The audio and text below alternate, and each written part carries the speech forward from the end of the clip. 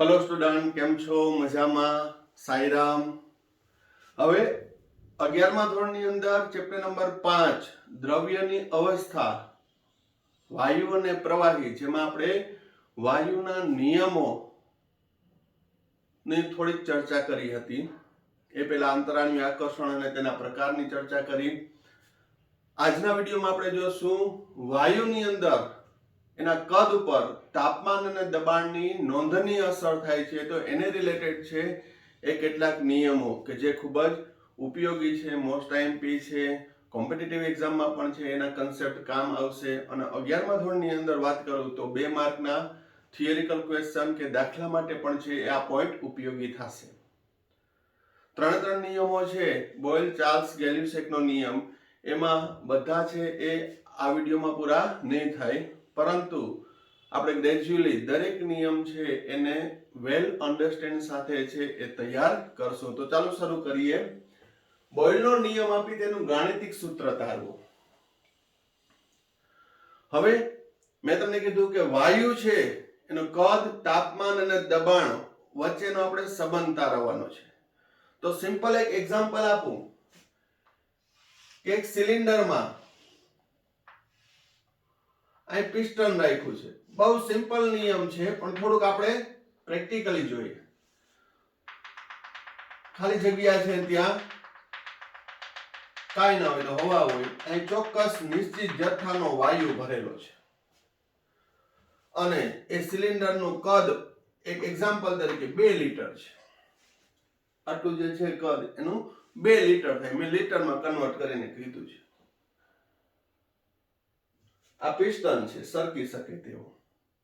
હવે તાપમાન છે હું નિયત અથવા અચળ તાપમાન રાખું છું. 298 કેલ્વિન તાપમાન અચળ રાખ્યું. જે તે તાપમાને અચળ તાપમાને નિશ્ચિત જથ્થાનો વાયુ ભરેલો છે નળાકારમાં, અને ઉપર પિસ્ટન રાખેલું છે. બીજેથી વાયુ ક્યાંય જઈ શકતો નથી, એવું એર ટાઈટ છે. હવે બરાબર ધ્યાન રાખજો.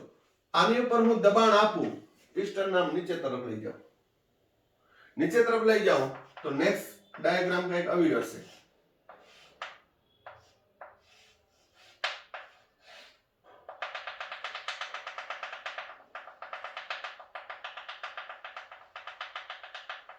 દબાણ વધાર્યું તો અહીં કદ છે 1 લીટર થઈ ગયું. દબાણ અહીં 1 વાતાવરણ હતું, ફોર એક્ઝામ્પલ અહીં 2 વાતાવરણ છે. દબાણ બમણું કર્યું તો કદ કેવું થઈ ગયું? અડધું. તાપમાન કેવું છે? અચળ. તો અહીં અચળ તાપમાને કદ અને દબાણ વચ્ચેનો સંબંધ શું આવ્યો? 1 વાતાવરણ હતું તો 2 લીટર થયું, 2 વાતાવરણ કર્યું તો 1 લીટર થયું. કદ ઘટી ગયું. તો કદ અને દબાણ વચ્ચેનો સંબંધ કેવો થયો? સમપ્રમાણ થયો કે વ્યસ્ત?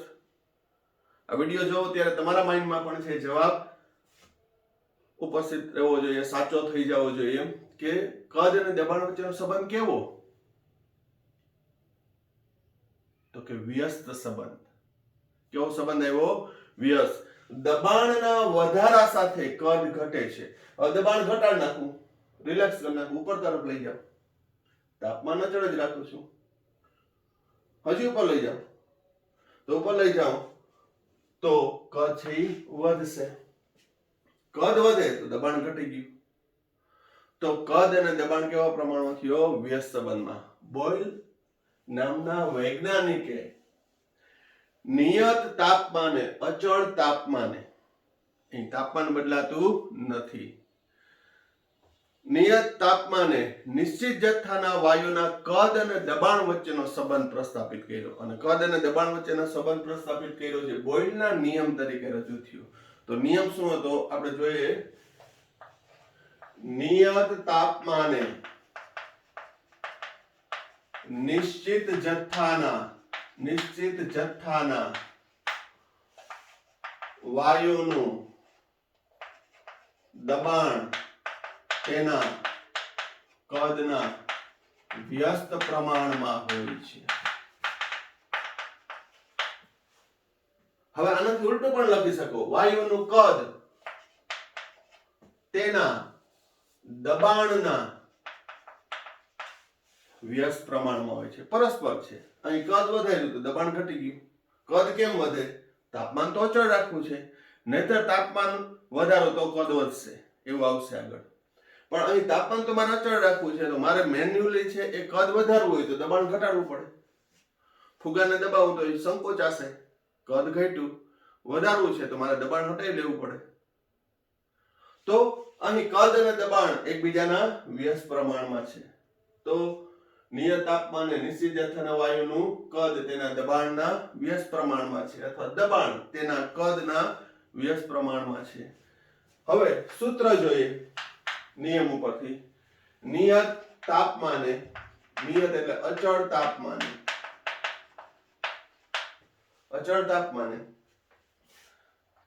બોયલના નિયમ મુજબ, બોયલના નિયમ મુજબ દબાણ P, દબાણ P ચલે છે 1/v. દબાણ તેના કદના વ્યસ્ત પ્રમાણમાં. ચલનની નિશાની દૂર કરો એટલે અચળાંક આવે. અહીં અચળાંકની સંજ્ઞા K1 આપી છે, ખાલી K આપી શકો, K1/P, જ્યાં K1 સપ્રમાણતા અચળાંક કહેવાય. K1/V. V કદ, P દબાણ, P દબાણ, V કદ. તો અહીં PV બરાબર K1, PV બરાબર K અચળાંક છે, એટલે હું આ રીતે બોલી શકું. જોજો, નિયત તાપમાને, નિયત તાપમાને નિશ્ચિત જથ્થાના વાયુના કદ અને દબાણનો ગુણાકાર, કદ અને દબાણનો ગુણાકાર, કદ દબાણનો ગુણાકાર કેવો હોય છે? અચળ હોય છે. હવે આપણે થોડુંક મેથેમેટિકલ જોઈએ કે અહીં આ સૈદ્ધાંતિક રીતે કહું છું કે અહીં દબાણ અને કદ, ધારો કે દબાણ 1 વાતાવરણ છે, કદ લીટરમાં 2 લીટર છે. દબાણ હું બમણું કરું તો કદ કેવું થઈ જશે? 1 લીટર. એનું વ્યસ્ત થઈ જશે. દબાણ બમણું થયું તો કદ કેવું થયું? 2 લીટરમાંથી 1 લીટર, અડધું થઈ ગયું, વ્યસ્ત છે એટલે. હજી આનું 2 વાતાવરણ હતું ત્યારે 1 લીટર, હવે અહીં 4 વાતાવરણ કરું, 2 દુ 4. દબાણ હજી બમણું કર્યું તો કદ હજી આનાથી પણ અડધું થશે, 1 લીટર નું અડધું, 1/2. આપણે દાખલા ગણશું ત્યારે આવશે, બરોબર? તો અહીં 2 લીટર માંથી 1 લીટર, હજી આનું દબાણ બમણું કર્યું, 2 લીટર, 2 વાતાવરણનું 4 કર્યું તો કદ 1 લીટર માંથી અડધો લીટર થઈ ગયું. 8 વાતાવરણ કરું તો 1/4 લીટર થઈ ગયું, અડધું થતું જશે, બરોબર? હવે ધારો કે અહીં એક વાતાવરણને બદલે એક વાતાવરણે 2 લીટર હતું તો 0.5 વાતાવરણે 4 લીટર થઈ ગઈ. દાખલા ગણશું ત્યારે જ આવશે, પણ અહીં આપણે મૌખિક પણ છે, થોડા ન્યુમેરિકલ ની રીતે સીધા આ નિયમ છે સમજતા જશું. તો કહેવાનો મતલબ કદ અને દબાણ કેવા પ્રમાણમાં આવ્યા? વ્યસ્ત પ્રમાણમાં આવ્યા, બરોબર? હવે બરાબર ધ્યાન દેજો, ઈ બેયનો ગુણાકાર, ઈ બેયનો ગુણાકાર અચળ જ હશે. 5 ચોક 20, 2 એકુ 2, 2 એકુ 2, 4 ગુણ્યા 1/2 2, 8 ગુણ્યા 1/4 2. આનો ગુણાકાર કેવો હશે? અચળ, અચળાંક હશે. એટલા માટે કહું છું કે આલેખ સમજવા માટે પણ ફરી પાછું હમણાં જ આ પોઈન્ટમાં આગળ ઉપયોગ થશે. તો PV બરાબર કે કદ અને દબાણનો ગુણાકાર અચળ હોય છે. ક્યારે? નિયત તાપમાને. હા, જો તાપમાન બદલાય તો એ મૂલ્ય બદલાશે, બરોબર? તો આ ફક્ત નોલેજ માટે છે. ઘણા બધા આના જેવા દાખલા આવશે, પણ એનું ગાણિતિક સૂત્ર તારવું હોય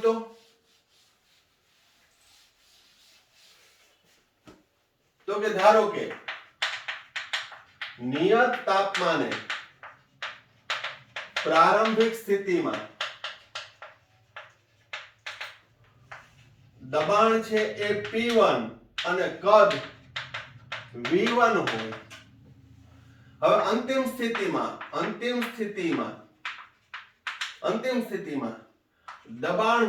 દબાણ P2 કરું તો કદ કેટલું થશે V2. એ જેટલું થાય એટલું. આ વ્યાપક છે.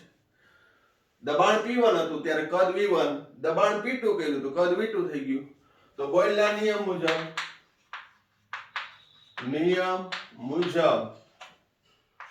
P1 V1 બરાબર K1. P1 V1 બરાબર K1. આને સમીકરણ 1 કહું અને 2 કહું, આને સમીકરણ 3 કહું અને P2 V2 બરાબર K1. K1 જ રહેશે, બદલાશે નહીં. હમણાં જ મેં એક્ઝામ્પલ આપ્યું કે 2 નો ગુણાકાર PV નો ગુણાકાર કેટલો થતો હતો 2. 1 2 2 1 4 1 દુત્યાંશ 8 1 1 ચતુર્થાંશ ગુણાકાર કેટલો થતો હતો 2 જ આવતું હતું. એવી રીતે P1 V1 બરાબર K1 અને P2 V2 બરાબર K2 નહીં લખવાનું. એ ક્યારે બદલાશે?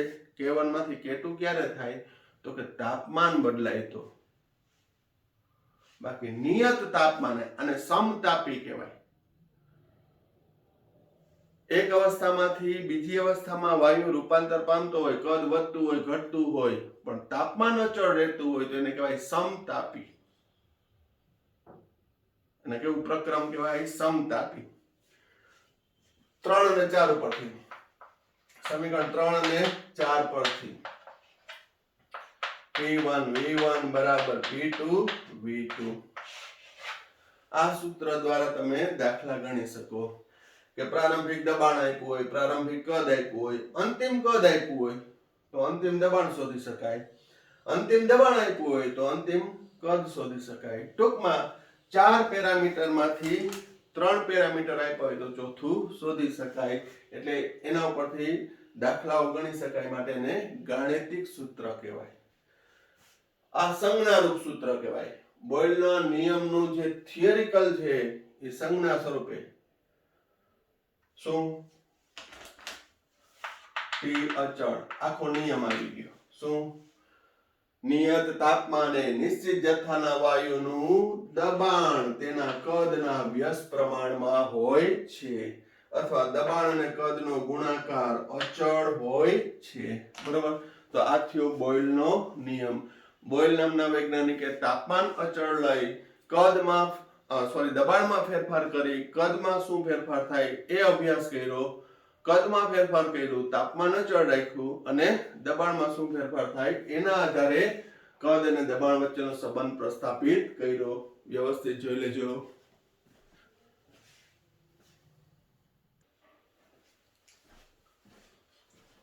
બોયલના નિયમનો અભ્યાસ કર્યો કે નિયત તાપમાને નિશ્ચિત જથ્થાના વાયુનું દબાણ તેના કદના વ્યસ્ત પ્રમાણમાં છે.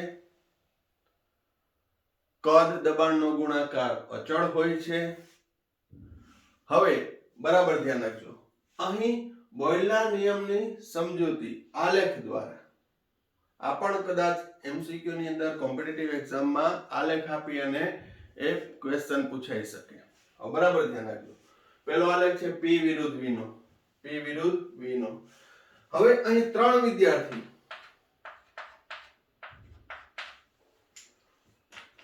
પ્રયોગ કર્યો છે. પહેલા વિદ્યાર્થીએ 200 કેલ્વિન તાપમાન અચળ લઈ અને પ્રયોગ કર્યો. કેના વિરુદ્ધ કેનો? P ને V. દબાણમાં ફેરફાર કરતો ગયો, કદમાં શું ફેરફાર થાય છે, કદમાં ફેરફાર કરતો ગયો, દબાણમાં શું ફેરફાર થાય. તો એનો આલેખ છે એ આવો મળ્યો.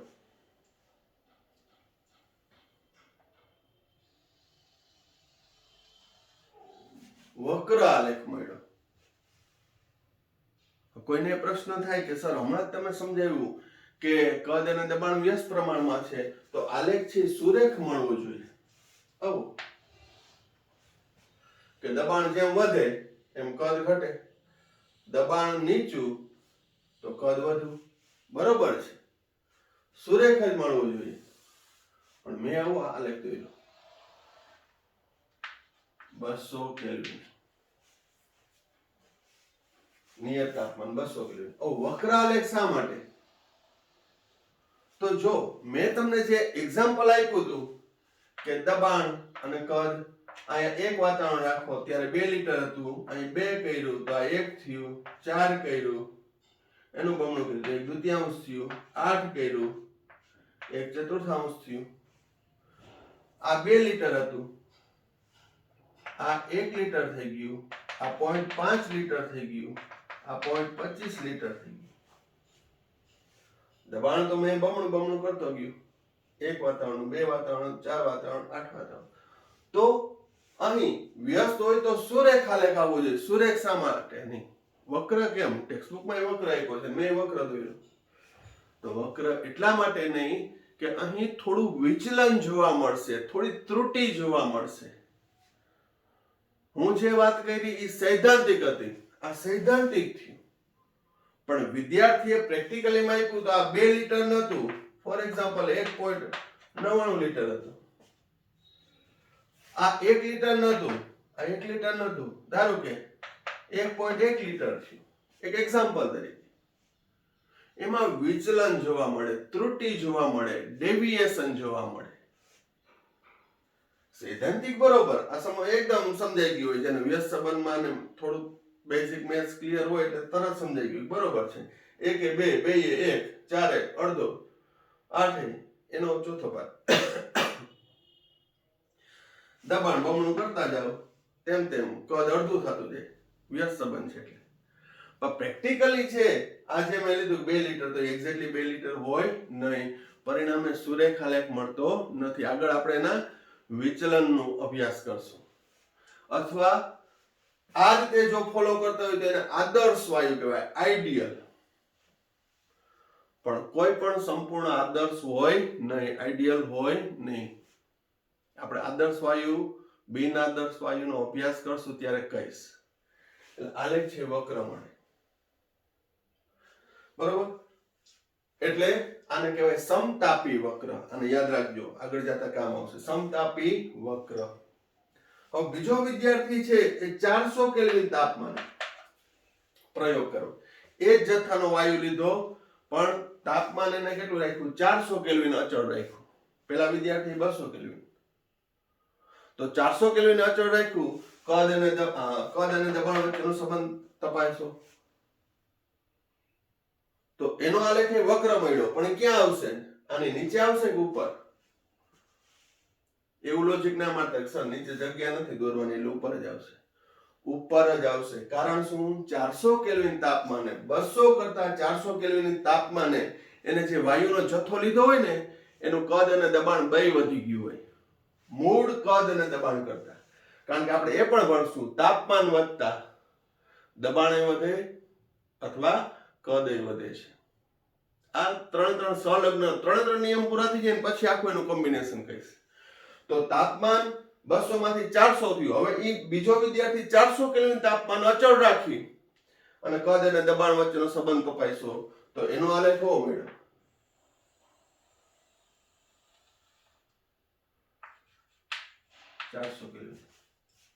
એનો આલેખ વક્ર જ મળ્યો. પણ 200 કરતા થોડું મૂલ્ય વધી જશે. કારણ કે 200 કેલ્વિન કરતા 400 કેલ્વિને કદ દબાણ નું મૂલ્ય વધી ગયું હોય. પણ કદ અને દબાણમાં ફેરફાર કરતો ગયો હોય, દબાણમાં ફેરફાર કર્યો, કદમાં ફેરફાર થતો ગયો, એનો આલેખ તો વક્ર જ મળશે. ત્રીજા વિદ્યાર્થીએ 600 કેલ્વિન તાપમાને પ્રેક્ટિકલ કર્યો.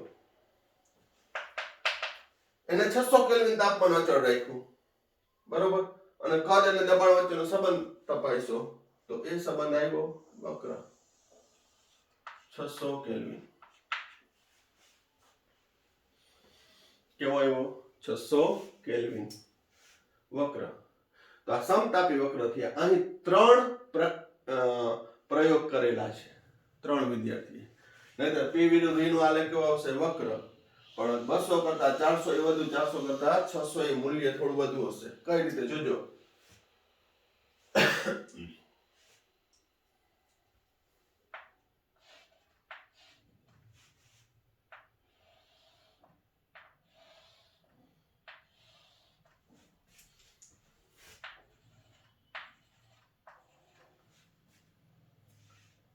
કદ અથવા દબાણ મેં શબ્દ વાપર્યો તો તાપમાન વધારતા કદ અથવા દબાણ વધશે.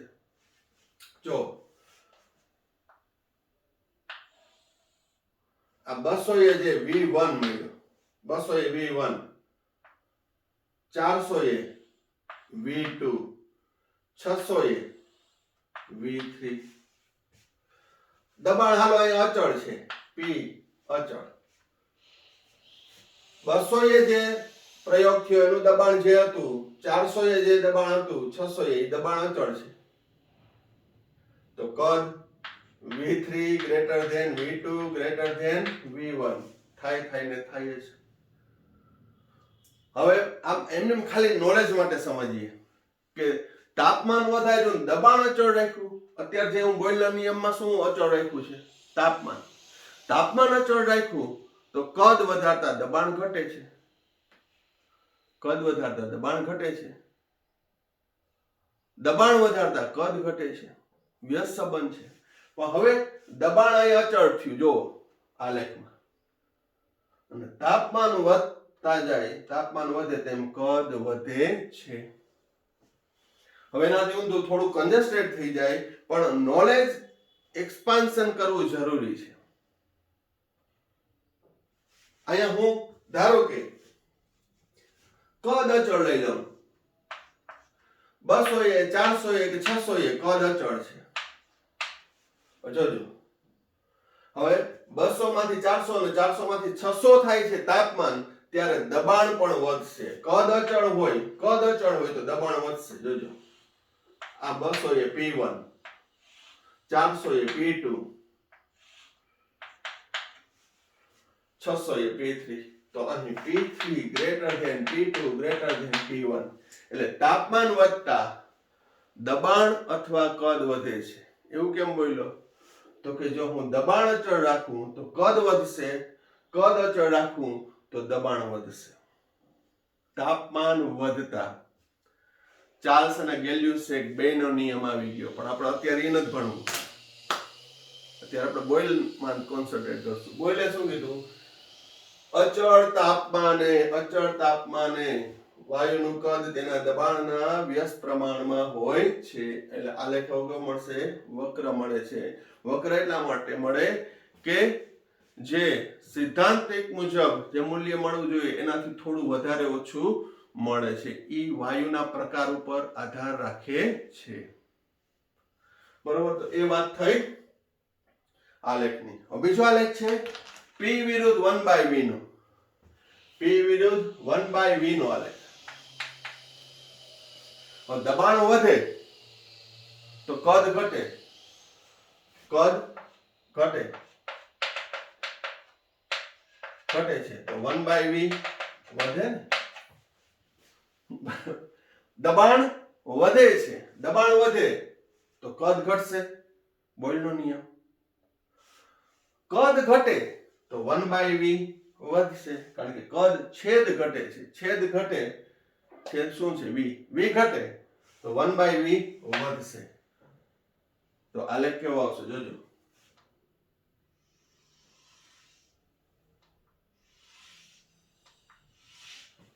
જુદા જુદા તાપમાને આ 200 કેલ્વિને, આ 400 કેલ્વિને, 600 કેલ્વિન. કારણ કે અથવા સાવ સિમ્પલમાં સિમ્પલ કહું તો P વિરુદ્ધ V, કદ અને દબાણ વ્યસ્ત, પણ વ્યસ્તનું વ્યસ્ત સમપ્રમાણ. વ્યસ્તનું વ્યસ્ત સમપ્રમાણ. આ 1/V છે, V નો વ્યસ્ત છે, તો વ્યસ્તનું વ્યસ્ત સમપ્રમાણ થયું.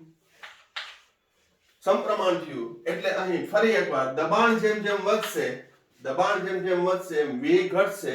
V ઘટે પણ 1/V નું મૂલ્ય વધશે. અહીં મેં આલેખ દોર્યો છે P વિરુદ્ધ 1/V નો આલેખ. બરાબર મેથેમેટિકલ માઇન્ડ એક્ટિવ રાખજો. બરોબર? 200 કરતા 400 નું વધુ આવશે, 400 કરતા 600 નું વધુ આવશે. એ હવે સમજાવવું પડે નહીં. તો વળી પાછો પ્રશ્ન આવે, સર તમે તો ટેક્સ્ટ બુક મુજબ આલેખ દોરી નાખો છો. એમ જ દોરવા પડે ને. તો અહીં તમે વક્ર કીધું તો અહીંયા વક્ર કા ના દોર્યું? આવું કા ના કર્યું? આમ તમને મજા આવે. બરોબર છે. આપણે એનો જવાબ દઈએ. આ જે આલેખ છે આ આલેખ આ આદર્શ સ્થિતિ માટેનો છે, સૈદ્ધાંતિક ઉપરથી છે. અહીંયા સમતાપી વક્ર છે એ વક્ર સ્વરૂપે આપ્યો છે ને સૈદ્ધાંતિક આમ સુરેખ નથી લીધો. આ આલેખ છે સુરેખ છે. બાકી આની અંદર વિચલન આવે. એકચ્યુઅલી આલેખ કેવો આવે?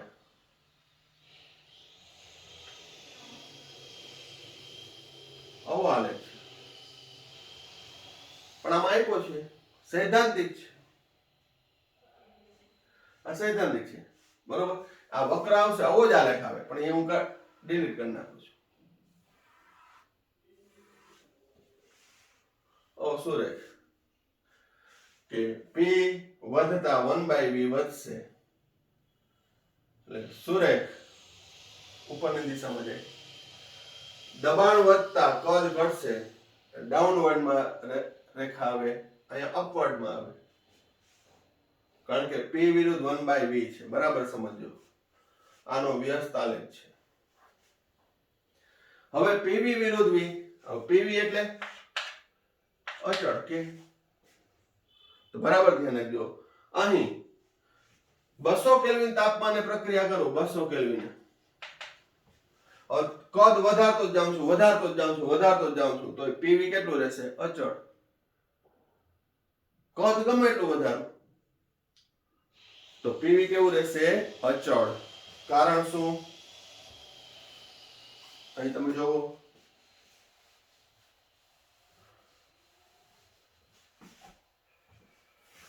ઓકે, કદ ઘટાડું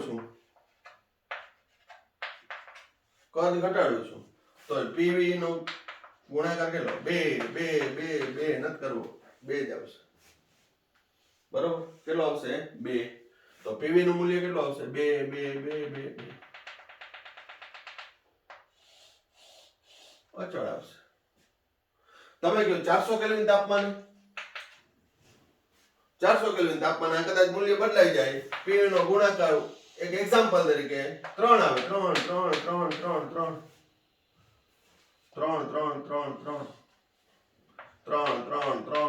પદમાં ગમે એટલો ફેરફાર કરું, pv કેવો રહેશે? અચળ. 600 એ બરોબર.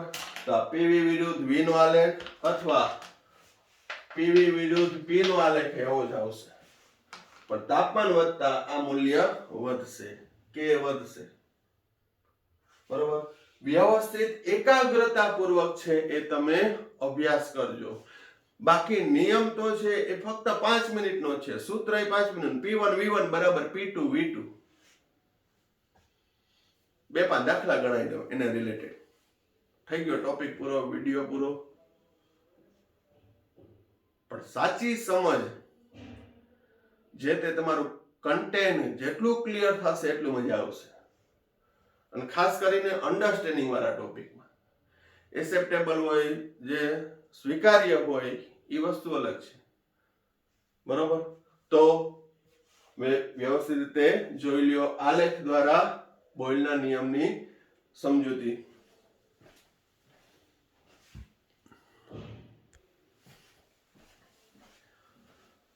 હવે નેક્સ્ટ ક્વેશ્ચન. બોયલના નિયમના આધારે વાયુની ઘનતા અને તેના દબાણ વચ્ચેનો સંબંધ. તો હવે ઘનતા એટલે દળના છેદમાં કદ. Density equal to mass by volume. સૂત્ર ખૂબ જ જાણીતું છે, ફિઝિક્સમાં આવી ગયું હોય. 11મા ધોરણમાં આપણે ચેપ્ટર નંબર 1 માં આવી ગયું છે. માસ બાય વોલ્યુમ. વોલ્યુમ બરાબર માસ બાય ડેન્સિટી. સમીકરણ 1 કહો. બોયલના નિયમ મુજબ P બરાબર K1 બાય V માટે V બરાબર K1 બાય P. અને સમીકરણ 2 કહો. ઘનતાનું સૂત્ર લખ્યું, એની સંજ્ઞા લખી, V બરાબર માસ બાય ડેન્સિટી. બોયલના નિયમ મુજબ હમણાં જ ભણ્યા, P બરાબર K1 બાય V. P દબાણ, V કદ, K1 સપ્રમાણતા અચળાંક. સમીકરણ 1 અને 2 ને સરખા આવતા. શું સરખા આવતા? સરખા ઉડાવી દો, શું આવશે? Mass by density equal to K1 by P. ઘનતાને સૂત્રનું કરતા બનાવું. ઘનતા બરાબર D, તો P સામે જાય M into P by K1. સદુપદ આપ્યું છે. અહીં M વાયુનો જથ્થો અચળ હોય. બોયલના નિયમમાં ભણ્યા હતા ને, નિયત તાપમાને નિશ્ચિત જથ્થાના વાયુનું કદ. શબ્દ શું વાપર્યો તો? નિશ્ચિત જથ્થાના વાયુનું કદ. 1 ગ્રામ, 2 ગ્રામ, 3 ગ્રામ એ અચળ હોય. વાયુનો જથ્થો અચળ, K1 અચળાંક. તો જો અહીં P ચલે છે 1/V કહ્યું હતું, બરોબર? સપ્રમાણતાની નિશાની હતી, ચલનની નિશાની હતી. ચલનની નિશાની દૂર કરું તો મારે અચળાંક મૂકવો પડે, K1/V. બહુ સિમ્પલ છે. હવે ઊંધું અચળાંક દૂર કરું તો ચલનની નિશાની, સપ્રમાણતાની નિશાની, તો D is proportional to P. અચળ મૂલ્ય છે, દૂર કર્યું તો D ચલે છે P. પાછું સપ્રમાણતાની નિશાની દૂર કરું તો D બરાબર M P by K1. M by K1, બરોબર? અથવા હજી એક આપણે ટેક્સ્ટ બુક માં જાવ, D બરાબર K ડેશ into P. ચાલો ને, 1 by K1 બરાબર 9 અચળાંક મૂકો K ડેશ, D ચલન P. અર્થઘટન શું આવશે? નિયત તાપમાને નિશ્ચિત જથ્થાના વાયુની ઘનતા તેના દબાણના સમપ્રમાણમાં હોય છે. આપણે પૃથ્વી પર છે દબાણ વધુ હોય, કારણ કે હવાની ઘનતા વધુ હશે. પણ જેમ ઊંચાઈ જાય, પર્વતો ઉપર જાય, તેમ હવા પાતળી બને છે, એની ડેન્સિટી ઘટે છે, ને દબાણ પણ ઘટશે. જેમ ઊંચાઈ જાય તેમ દબાણ ઘટતું હોય. એટલે જ પર્વતો પર, ધારો કે અહીંથી માઉન્ટ આબુ ગયા કે ગિરનાર ચડ્યા તો શ્વાસ વધારે લાગવા માંડે, કારણ કે ત્યાં હવા પાતળી બને છે, એની ઘનતા ઘટશે, કારણ કે દબાણ પણ ઘટે. D ચલે છે P, બરોબર? હવે આને સમીકરણ હું 3 કહું, D બરાબર K ડેશ P. હવે સમીકરણ 3 પરથી, બરોબર, વાયુની ઘનતા D1 છે, એનું દબાણ P1 હોય. વાયુની ઘનતા D2, દબાણ કેટલું થશે? P2. અથવા P1 દબાણે ઘનતા D1, તો P2 દબાણ કેટલું છે? D2. દબાણના સમપ્રમાણમાં છે. દબાણ વધે તો ઘનતા વધશે, દબાણ ઘટે તો ઘનતા ઘટી. તો સમીકરણ 3 પરથી શું લખી શકું? D1 બરાબર K ડેશ P1, D2 બરાબર K ડેશ P2. ગુણોત્તર લઈ લઉં, સરખાવ એટલે ગુણોત્તર લઈ શકો. D1 by D2 બરાબર P1 by P2 ડાયરેક્ટ લખી શકું? નહીં, ઓકે, ના લખું. D1 by D2 બરાબર K1 dash K dash P1 by K dash P2. માટે D1 by D2 બરાબર P1 by P2. એટલે ધારો કે અહીંયા હું એમ કહું કે સમુદ્રની સપાટી પર વાયુની ઘનતા આપી છે, એનું દબાણ આપણે જાણતા હોય, એક વાતાવરણ થાય. માઉન્ટ આબુ ગયા, ત્યાં દબાણ 0.5 થયું, તો ઘનતા કેટલી? પૃથ્વીની સમુદ્રની સપાટી પર વાયુની ઘનતા, હવાની ઘનતા માપી લેવાની, એનું દબાણ આપણે જાણતા હોય. માઉન્ટ આબુ ગયા, ત્યાં એનું દબાણ 0.5 વાતાવરણ થઈ ગયું, તો ઘનતા કેટલી થઈ ગઈ? તો અહીં એક જ વાયુની બે જુદી જુદી ઘનતા આપી હોય, એક દબાણ આપ્યું હોય, તો દબાણ શોધી શકાય. દાખલા માટે ઉપયોગી છે 11મા ધોરણ માટે. અને ફંડામેન્ટલી છે એ પણ તમને MCQ સોલ્વ કરવામાં પણ આ સૂત્ર કામ આવશે. અને 11મા ધોરણમાં 2 માર્કમાં થિયરીમાં પણ ક્વેશ્ચન પૂછી શકાય કે બોયલના નિયમના આધારે વાયુની ઘનતા અને દબાણ વચ્ચેનો સંબંધ પ્રસ્થાપિત કરો. તો સંબંધમાં કઈ નથી, ઘનતા બરાબર દળના છેદમાં કદ v, d બરાબર m/v. બોયલના નિયમ ઉપરથી v બરાબર k/p, બેને સરખાવી દો, સાદુરૂપ આપી દો એટલે ઘનતા છે વાયુના દબાણના સમપ્રમાણમાં આવશે. ગાણિતિક છે, મેથેમેટિકલ સ્ટેપ છે, અન્ડરસ્ટેન્ડિંગ વાળું છે એટલે મજા આવશે. પણ એકાગ્રતાપૂર્વક પૂરો વ્યવસ્થિત વિડિયો જોવાનો, જો તમારે શીખવાની ચાહત હોય તો. પૂરું કરવાની ચાહત હોય ગાલો ને વિડિયો આવ્યો છે જોઈ નાખીએ, ફાસ્ટ ફોરવર્ડ કરી નાખીએ, તો શીખાય નહીં કાંઈ. અને કોઈ પણ કોમ્પિટિટિવ એક્ઝામનો બેઝ હોય તો હું એકને એક વાત કહેતો હોઉં છું કે NCERT કેમેસ્ટ્રી માટે છે, પહેલા NCERT છે ક્લિયર હોવી જોઈએ. તમે બીજે ફાફા મારો, બીજા મટીરિયલ જુઓ, પણ પહેલા આ બેઝ તમારી પાસે નહીં હોય તો તમે ક્યાં ક્વેશ્ચન સોલ્વ કરી શકશો. અને જો આ તમારી પાસે બેઝ ક્લિયર હોય, તમે કોઈ પણ બુક લઈ આવો, ગમે તે, ઇંગ્લિશમાં, ગુજરાતીમાં, ગમે તેમાં, MCQ તમે સોલ્વ કરી શકશો. ઓલું ખાલી વાંચી જ શકશો, આ સોલ્વ કરી શકશો. બરાબર? તો આ વિડીયોમાં આપણે અહીંયા સુધી રાખીએ છીએ. Thank you. સાંઈરામ.